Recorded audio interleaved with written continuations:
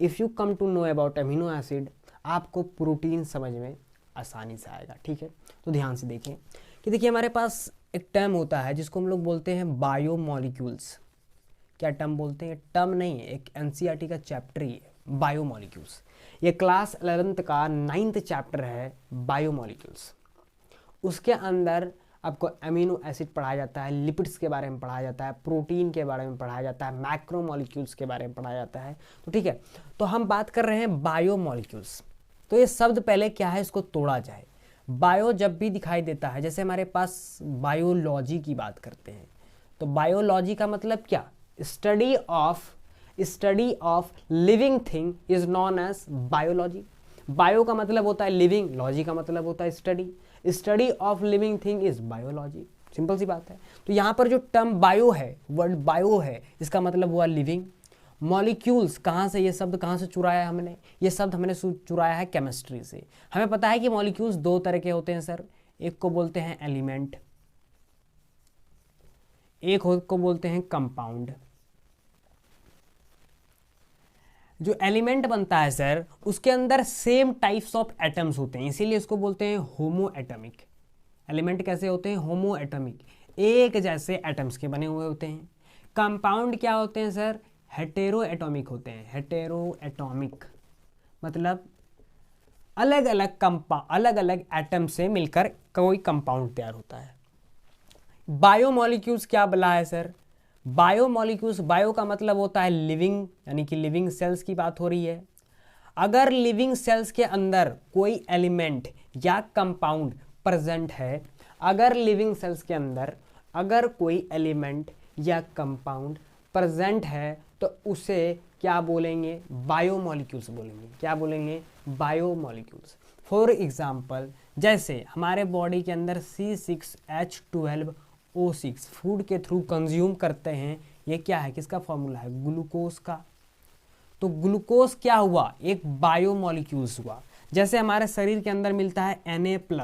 Na+ क्या है? ऐसे तो देखो ये आयन है, Na+ क्या है? एक आयन है, लेकिन ये अगर शरीर के अंदर है तो इसे बोलेंगे बायोमॉलिक्यूल्स। जैसे Cl- क्या है? ये भी एक आयन है, अगर ये शरीर के अंदर है तो इसे बोलेंगे ये है बायोमॉलिक्यूल्स। तो ये सारे बायोमॉलिक्यूल्स होते हैं। ठीक है, बायोमॉलिक्यूल्स मतलब कोई भी एलिमेंट और compound that is present in living cell. Any element और कंपाउंड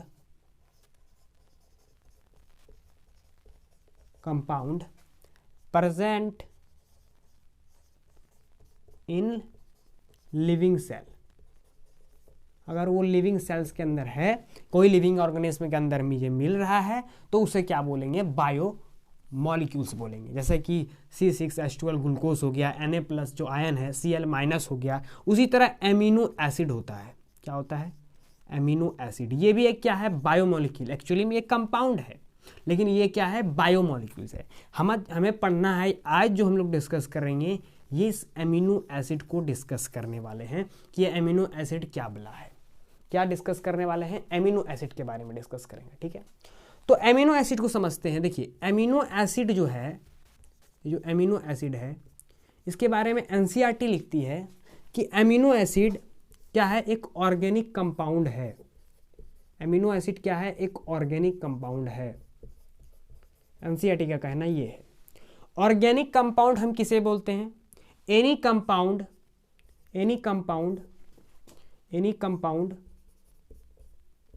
दैट कंटेन्स कार्बन।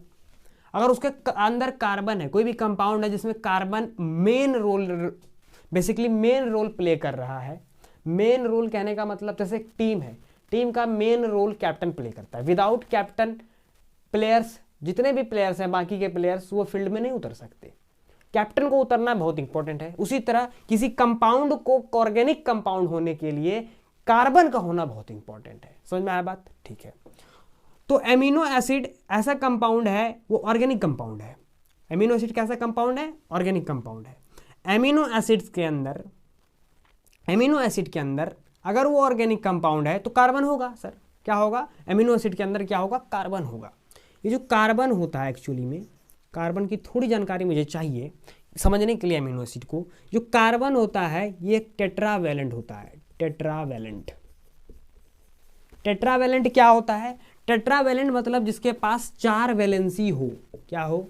जिसके पास 4 वैलेंसी, जिसकी वैलेंसी 4 हो। जैसे अगर आप कार्बन को देखो तो ये C6 है ना, 6, ये है एटॉमिक नंबर, ये है एटॉमिक मास। इसका अगर इलेक्ट्रॉनिक कन्फिग्रेशन करते हैं तो वो मेरे पास क्या आता है? 2 and 4 आता है, 2 and 4। ये क्या रिप्रेजेंट कर रहा है? सेल। फर्स्ट सेल में क्या हो सकता है? 2 इलेक्ट्रॉन रह सकता है। सेकेंड सेल में क्या रह सकता है? सेकेंड सेल में क्या रह सकता है? मैक्सिमम 8 इलेक्ट्रॉन रह सकता है। यहाँ पे 4 इलेक्ट्रॉन है। तो कार्बन कुछ ऐसा इस परिस्थिति में फंस गया है, कार्बन यहाँ पे कुछ ऐसा परिस्थिति में फंस गया है कि कार्बन के को चाहिए भी 4 इलेक्ट्रॉन, कार्बन के पास भी हैं 4 इलेक्ट्रॉन। तो क्या करे कार्बन? भाई ये 4 इलेक्ट्रॉन को दे दे या किसी से 4 इलेक्ट्रॉन, ये 4 इलेक्ट्रॉन ले ले। क्या करे कार्बन? कार्बन इस जगह में कुछ नहीं कर सकता, क्योंकि जब दोनों साइड इक्विलिब्रियम हो जाए, यानी देना भी उतना ही है, लेना भी उतना ही है, लॉस भी हम 4 ही कर सकते हैं, गेन भी हम 4 ही कर सकते हैं, तो उस कंडीशन में क्या हो सकता है? ना ही आप लॉस कर पाओगे, ना ही आप गेन पर कर पाओगे। तो इस कंडीशन में कार्बन करता है अपने इलेक्ट्रॉन की शेयरिंग। क्या करता है? इलेक्ट्रॉन की करता है शेयरिंग, और शेयरिंग से बनता है बॉन्ड। तो उस बॉन्ड को हम लोग बोलते हैं, क्या बॉन्ड तैयार हो गया? Covalent bond. Covalent bond, sharing से तैयार होने वाला बॉन्ड को बोलते हैं कोवैलेंट बॉन्ड। ठीक है, अब यहाँ पर आप केमिस्ट्री क्यों पढ़ा रहे हो सर? इंपॉर्टेंट है, केमिस्ट्री का टर्म है, जिसके को केमिस्ट्री आता है, फिजिक्स आता है, वही ये चैप्टर पढ़ सकता है बायो में। ठीक है, तो केमिस्ट्री फिजिक्स सब जगह है सर। ठीक है, दुनिया ही है वही। तो कार्बन एक टेट्रावैलेंट है जिसके पास 4 वैलेंसी होती है। 4 वैलेंसी कैसे आई सर? अगर हम कार्बन के इलेक्ट्रॉनिक कन्फिग्रेशन करें तो 2 और 4 आ रहा है सर। 2 और 4 कहने का मतलब पहला सेल में तो 2 इलेक्ट्रॉन रह सकता है। चलिए भैया, 2 पहला सेल तो स्टेबल है, उसको 2 का 2 दे दिया मैंने, कोई दिक्कत नहीं है। दूसरा सेल में स्टेबिलिटी लाने के लिए आपको चाहिए होगा 8 इलेक्ट्रॉन, अपने पास तो 4 ही है सर। मैं क्या करूं? 4 ले लूं या 4 दे दूं? 4 दे देता हूं तो मैं फर्स्ट सेल में जिसके पास 2 इलेक्ट्रॉन था उसमें स्टेबल रह जाऊंगा, लेकिन ऐसा हो नहीं सक रहा है सर। मैं 4 दे भी नहीं सकता, 4 ले भी नहीं सकता, ऐसा मैं इस परिस्थिति में फंस गया हूं। तो मैं क्या करूं सर? ये 4 इलेक्ट्रॉन के दूसरे के साथ शेयरिंग कर लेता हूं, तो मैं स्टेबल हो जाऊंगा। मेरे को वो 4 अपना दे देगा, मैं अपने को 4 उससे साझा करूंगा, तो क्या हो जाएगा? उसके 4 मेरे काम आ जाएंगे, मेरे 4 उसके काम आ जाएंगे। इस वजह से मेरे पास 8 भी हो जाएंगे। उसके पास जो 4 जरूरत थी मेरे से जो 4 लिया, उसको भी जरूरत होगी तो उसको भी काम आ जाएगा। समझ में आया बात? तो यहाँ पर शेयरिंग से बनता है कोवैलेंट बॉन्ड। इतना आपको क्लियर होना चाहिए कि शेयरिंग से यहाँ पर क्या तैयार हुआ? कोवैलेंट बॉन्ड तैयार होता है। अब देखो आगे की कहानी कुछ ऐसी है, आगे की कहानी कुछ ऐसी है कि कार्बन जो होता है, एक्चुअली में कार्बन जो होता है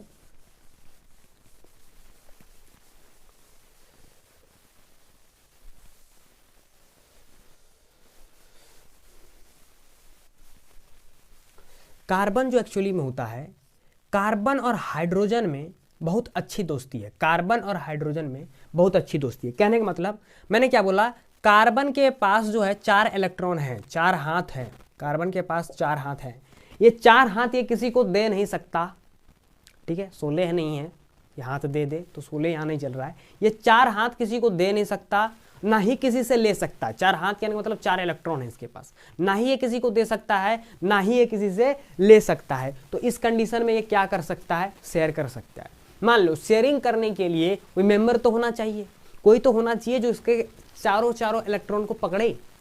तो जिस कंडीशन में जब कार्बन का के खिलाफ पूरी दुनिया खड़ा होती है, कार्बन का कोई हाथ नहीं पकड़ता, कार्बन को स्टेबिलिटी कोई नहीं देता है, उस समय उसका भाई हाइड्रोजन उसके लिए हमेशा तैयार रहता है। जिस कंडीशन में अगर कार्बन का हाथ पकड़ने के लिए कोई नहीं है, उस कंडीशन में हाइड्रोजन आता है। हाइड्रोजन क्या होता है? आता है। यहाँ देखो, इस कार्बन एकदम अकेला है, बेचारा है, एकदम असहाय है, इसको कोई नहीं मदद कर रहा है स्टेबिलिटी लाने के लिए। तो बोलता है हाइड्रोजन मैं तो तेरा भाई हूँ, चल इस हाथ को मैं पकड़ लेता हूँ, इस हाथ को भी मैं पकड़ लेता हूँ, इस हाथ को भी मैं पकड़ लेता हूँ, इस हाथ को भी मैं पकड़ लेता हूँ। अब हो गया तू स्टेबल, चारों के चारों इलेक्ट्रॉन हो गए तेरे शेयर। अब तेरे को आ गया क्या? स्टेबिलिटी। क्या आ गया है? स्टेबिलिटी आ रहा है। ठीक है, ये जो चीज मैंने बनाया ये है CH4। ये क्या है? CH4। ये है एक्चुअली मीथेन। ये क्या है? मीथेन है। दूसरा पॉइंट अबाउट एमिनो एसिड। पहला पॉइंट क्या था? एमिनो एसिड एक ऑर्गेनिक कंपाउंड है। दूसरा पॉइंट मैं लिख रहा हूं कि जो एमिनो एसिड है जो एमिनो एसिड है वो सब्स्टिट्यूटेड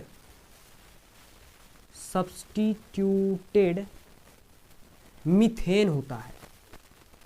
अब इस ब्लॉक को, ये खतरनाक जो शब्द है सब्स्टिट्यूटेड मीथेन को ही एमिनो एसिड बोलते हैं। मतलब क्या सर, समझो, कार्बन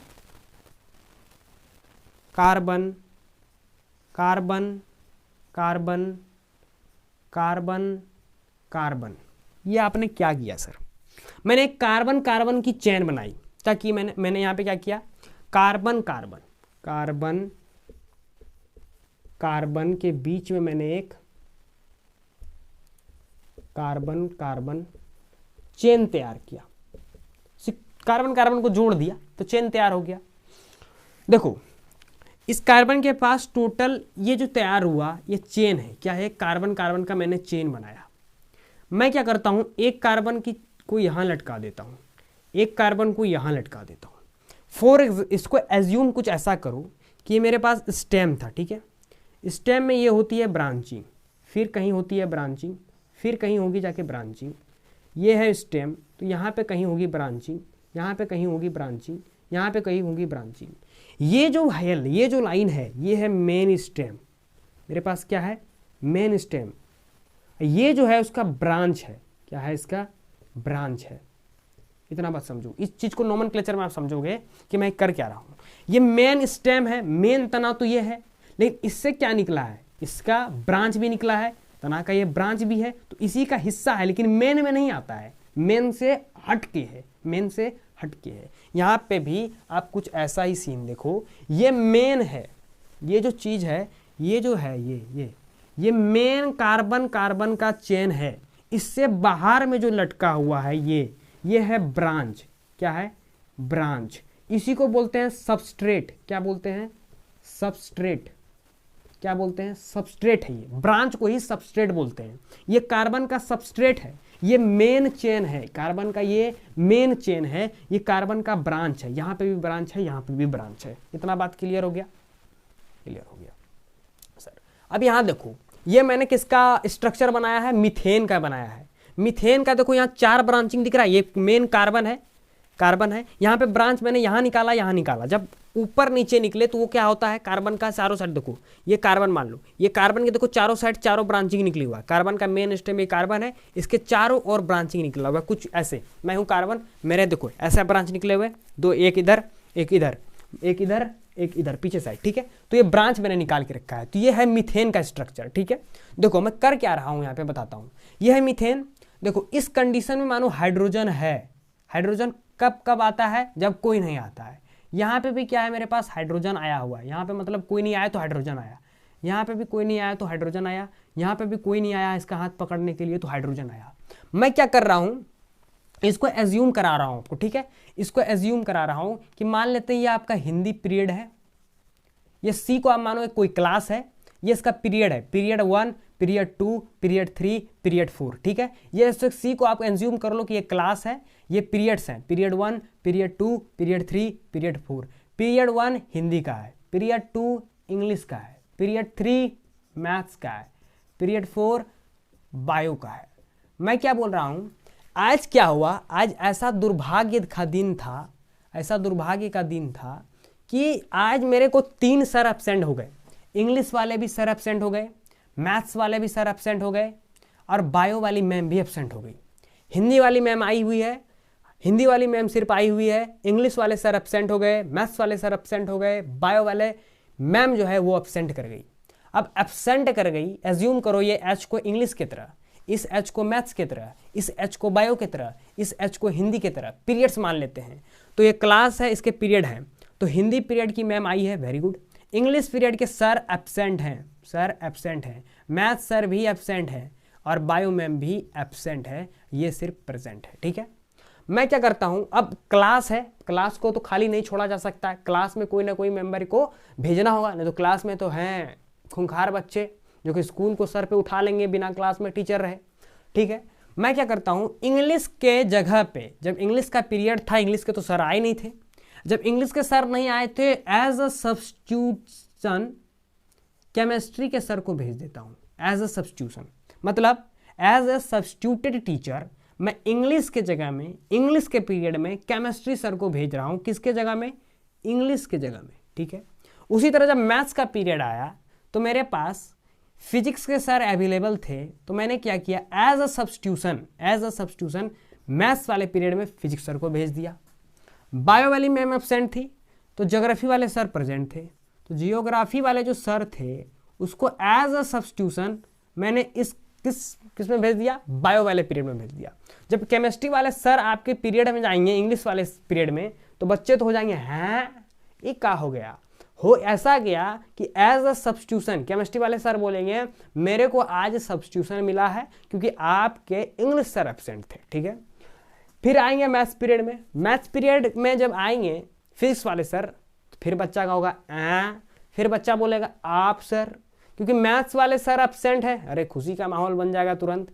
तब फिर फिजिक्स वाले आ गए, इसमें भी न्यूमेरिकल है, अरे साला ये तो गड़बड़े हो गया, दोनों तरह से मार रहा है। तो फिजिक्स वाला सर आके क्या बोलेंगे, एज अ सब्स्टिट्यूशन मेरे को मिला है क्योंकि आपके मैथ्स सर एब्सेंट है।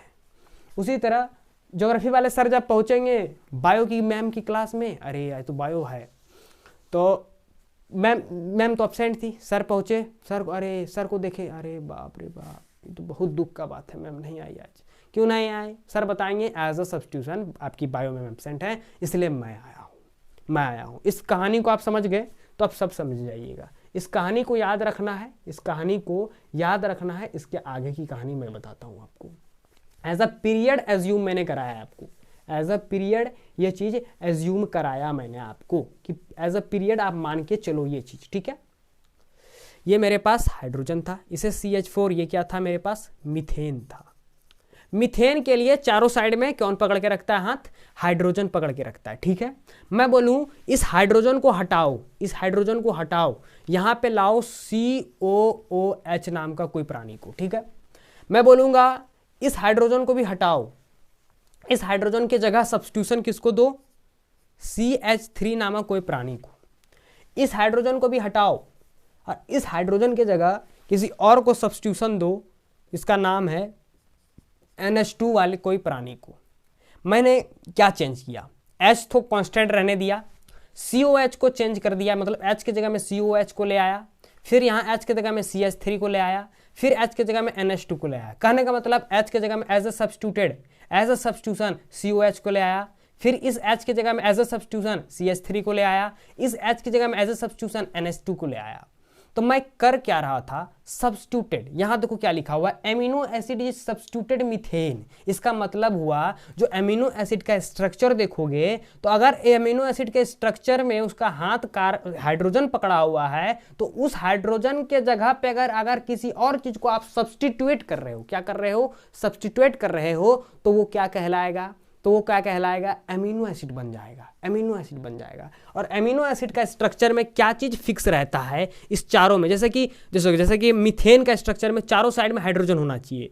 अब एमिनो एसिड के स्ट्रक्चर में क्या होना चाहिए, यहाँ ये हाइड्रोजन हमेशा फिक्स रहेगा, यहाँ फिक्स रहेगा, COH भी फिक्स रहेगा, ये NH2 भी फिक्स रहेगा। सिर्फ चेंज आएगा इस बला में, चेंज आएगा इस ग्रुप में चेंज आएगा। यहाँ पे जो ग्रुप प्रेजेंट है, यहाँ पे जो चीज प्रेजेंट है, ये आता है कार्बोक्सियल ग्रुप से। ये किससे आता है, कार्बोक्सियल ग्रुप का मेंबर है। कार्बोक्सियल ग्रुप में बहुत सारे लोग होते हैं, उसमें से एक उठ के आया है COH। ये जो आया है ये आया अल्काइल ग्रुप से, अल्काइल। ये जो चीज है ये आया है एमिनो ग्रुप से। ये किससे आया है, एमिनो ग्रुप से आया है।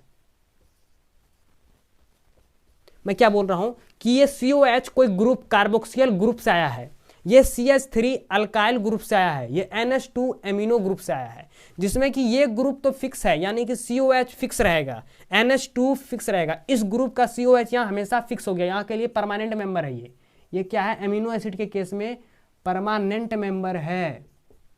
ये NH2 भी परमानेंट मेंबर है, लेकिन ये अल्काइल ग्रुप परमानेंट मेंबर नहीं है। अल्काइल ग्रुप का कोई भी मेंबर यहाँ आ सकता है, अल्काइल ग्रुप का कोई भी मेंबर XYZ यहाँ के पार्टिसिपेट कर सकता है, लेकिन कार्बोक्सियल ग्रुप का सिर्फ COH आके इसमें प्रेजेंट होगा, पार्टिसिपेट करेगा, हमेशा परमानेंट मेंबर बन गया है। एमिनो ग्रुप से NH2 आके हमेशा पार्टिसिपेट करेगा, लेकिन अल्काइल ग्रुप को परमानेंट मेंबरशिप नहीं दिया गया है। इससे कोई X हमेशा कोई आएगा, कभी Y आएगा, कभी Z आएगा, कोई कभी X आएगा, कभी Y आएगा, कभी Z आके पार्टिसिपेशन करेगा।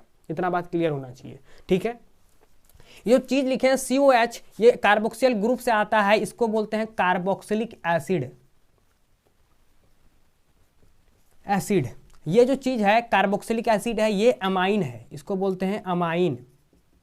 ये एमिनो ग्रुप से आया है, ये अमाइन है। ये CH3 को बोलते हैं मिथाइल।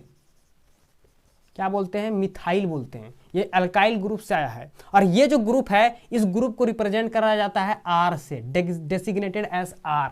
R से इस ग्रुप का सिंबल है R। R का मतलब अल्काइल ग्रुप। अल्काइल ग्रुप को रिप्रेजेंट किया जाता है R से। इतना बात क्लियर हो गया। तो क्या होगा, अगर इस चीज को चेंज करूंगा तो क्या चेंज होगा? एमिनो एसिड्स चेंज होंगे। एमिनो एसिड्स का टाइप किस पे डिपेंड करेगा? इस R वेरिएबल पर डिपेंड करेगा।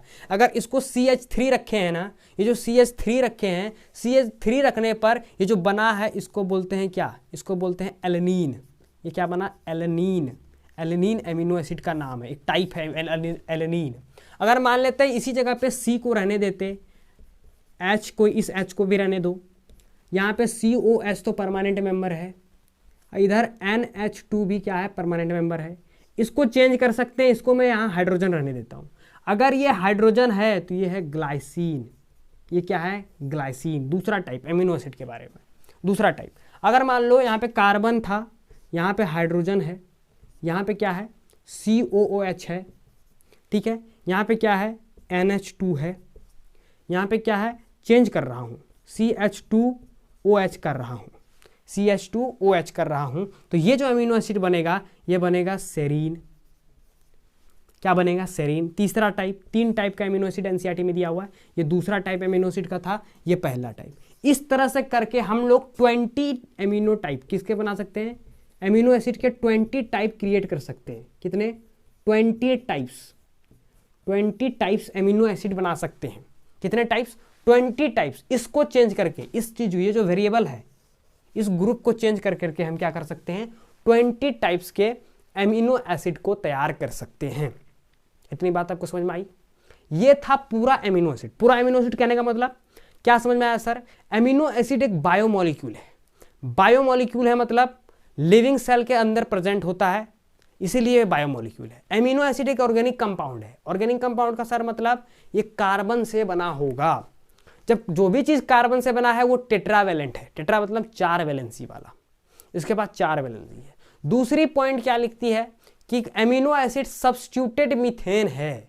मीथेन का अगर आपको स्ट्रक्चर याद रहा तो उसके जगह पे सब्स्टिट्यूशन देना है आपको। क्या देना है? सब्स्टिट्यूशन देना है। जब आप सब्स्टिट्यूशन दोगे तो जो सब्स्टिट्यूशन देने के बाद जो स्ट्रक्चर आपके पास तैयार होगा वो क्या तैयार होगा? क्या तैयार होगा? Amino acid. तो किसी को भी सब्स्टिट्यूशन दे दूं क्या सर? नहीं, वहां पे एक परमानेंट मेंबर था COH जो कि कार्बोक्सिल ग्रुप से आता था, वो फिक्स है। NH2 जो अमीनो ग्रुप से आता था वो भी फिक्स है। एक हाइड्रोजन जो ऊपर था वो फिक्स है। सिर्फ एक चीज वेरिएबल थी उसमें, वो अल्काइल ग्रुप था। उसको अगर आप चेंज करते जाओगे तो उस different types of amino acids आपको बनते जाएंगे, आपको दिखते जाएंगे।